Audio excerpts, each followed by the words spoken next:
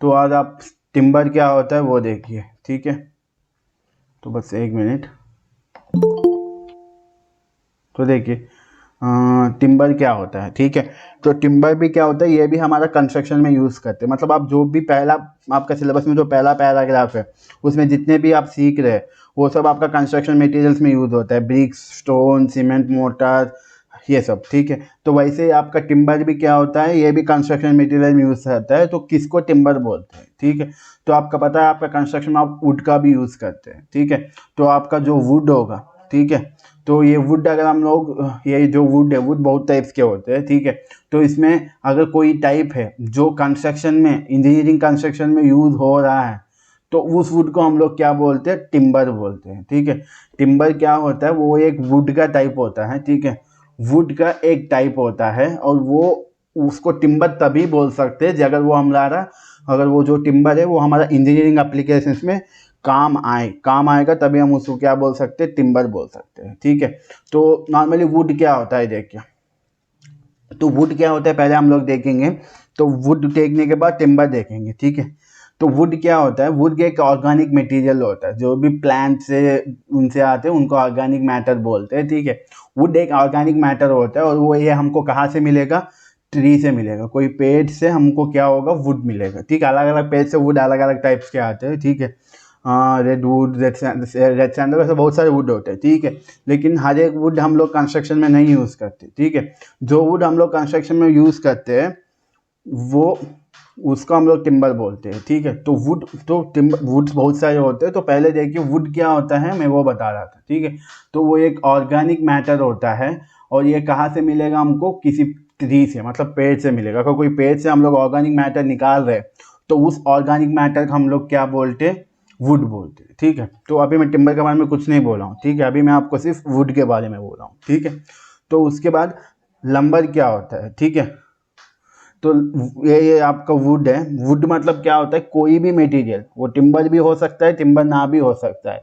लेकिन अगर हम किसी पेड़ से उसका ऑर्गेनिक मटेरियल निकाल रहे हैं तो उस ऑर्गेनिक मटेरियल को हम लोग वुड बोलते हैं। टिम्बर इसी में एक पार्ट होता है, ठीक है। तो पहले लंबर क्या होता है देखिए। तो लंबर क्या होता है, तो लंबर मतलब, सही है, लंबर नहीं होते, टिम्बर ही होता है, ठीक है, ठीक है। 1 मिनट रुकिए, 1 मिनट।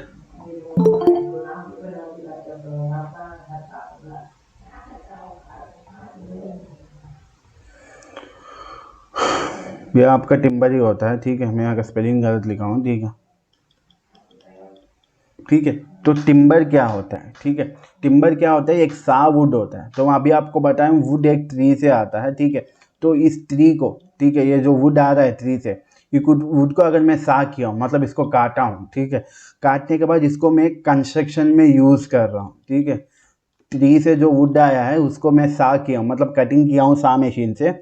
उसके बाद उस वुड को मैं अगर कंस्ट्रक्शन मटेरियल में यूज़ कर रहा हूँ, हाँ, जैसा एक कोई बोर्ड बनाना है या कोई शेल्फ बनाना है, अगर मैं उसमें यूज़ कर रहा हूँ तब उसको मैं क्या बोलूँगा, टिम्बर बोलूँगा, ठीक है।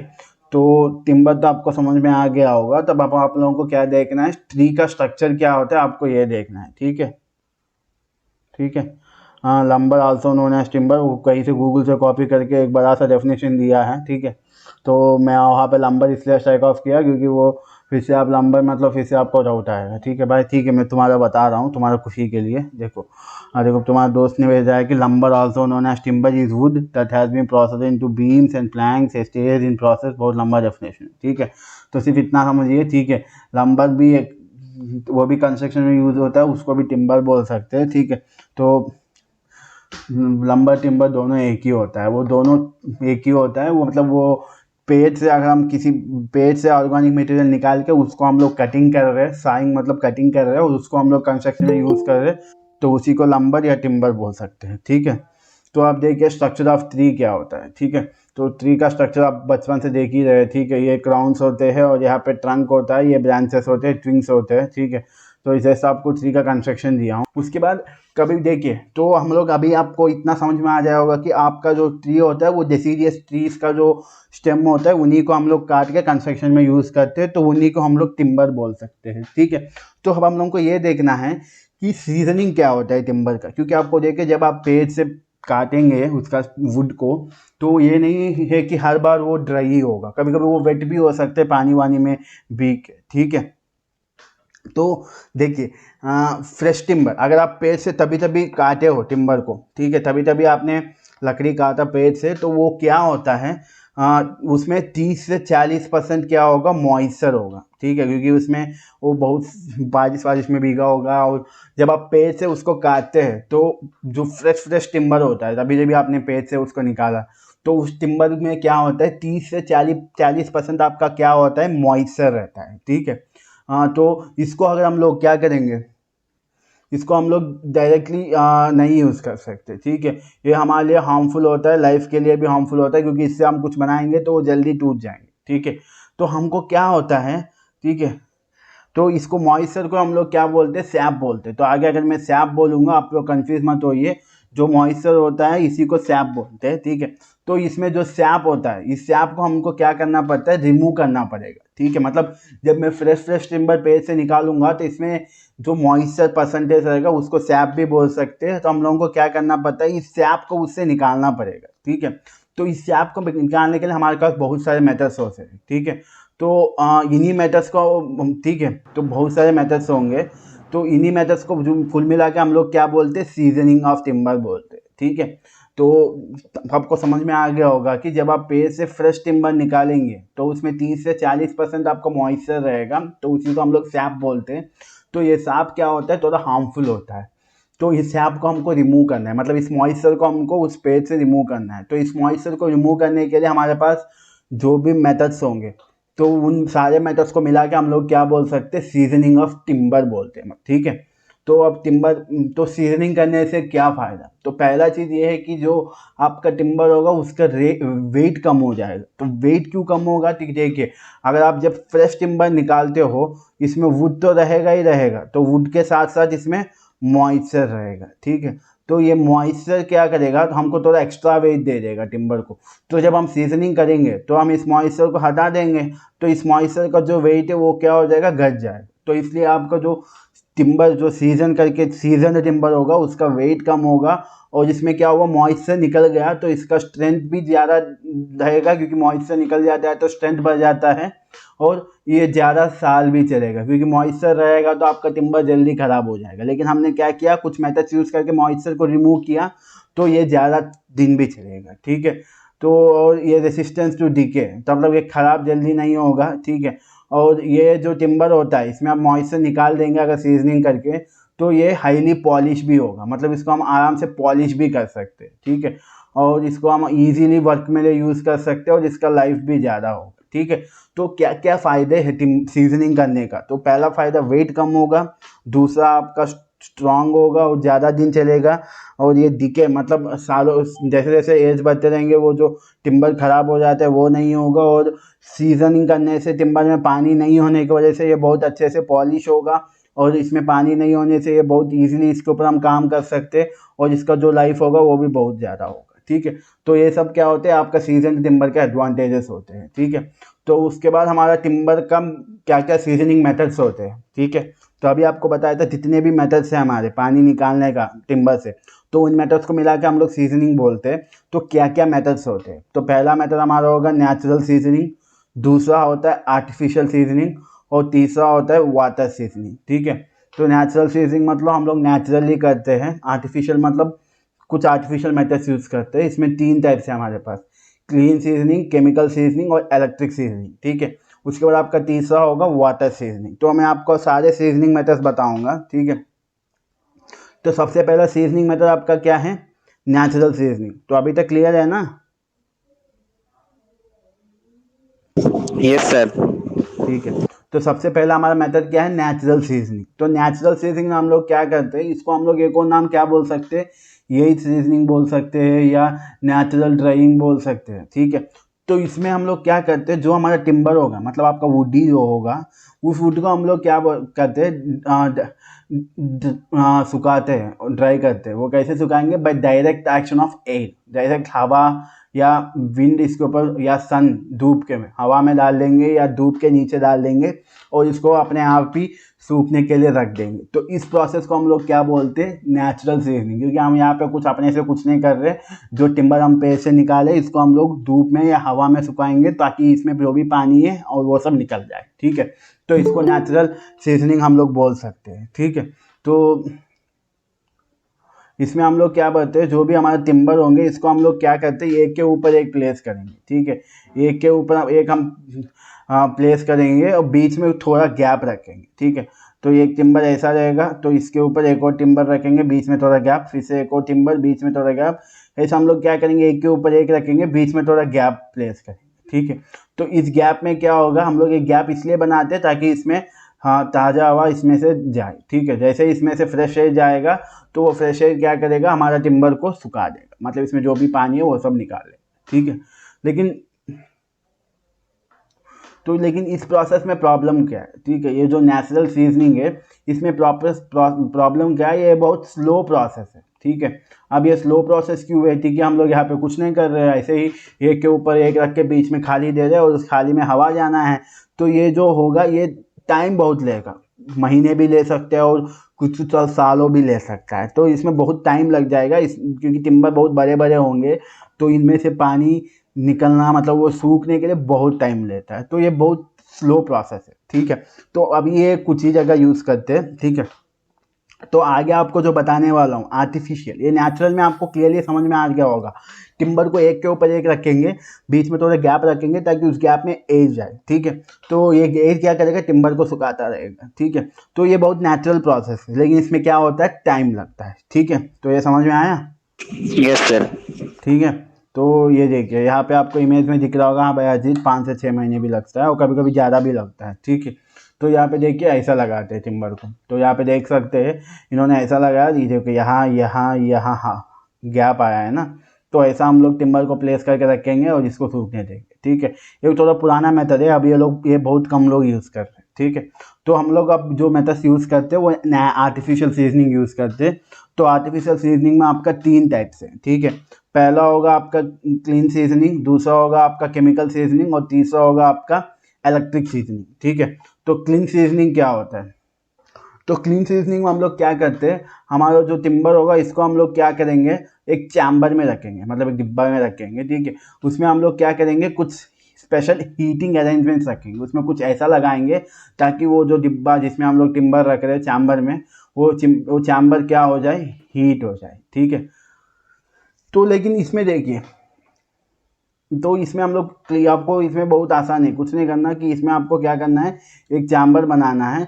तो और इस चैम्बर को ऐसा बनाना है कि इसमें कुछ सिस्टम्स ऐसा लगाना है कि मतलब आप कोई हीटर लगाइए, हीटिंग कॉइल लगाइए, आपका मर्जी। इस चैम्बर को गर्म होना है, ठीक है।